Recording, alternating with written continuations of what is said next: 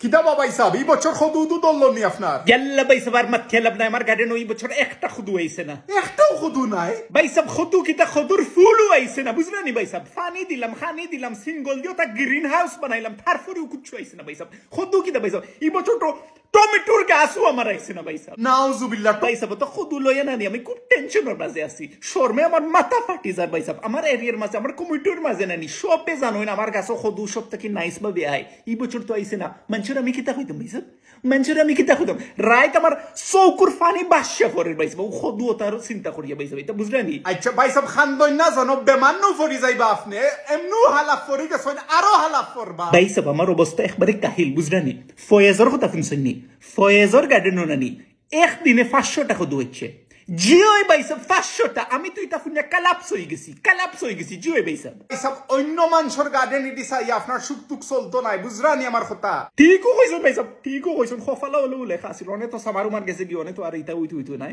আপনি কিটা দি ভাত খাইলা আইসকু আজকে তো আমি মাছ আর খুদু দি খাইছি খুদু দি আপনি খুদু হই ফাইলা ভাই সাহেব বেজারও না জানো বাট এই বছর আমার গার্ডেনও খুদু ধরছে ইয়া বাবু তুই হলো কি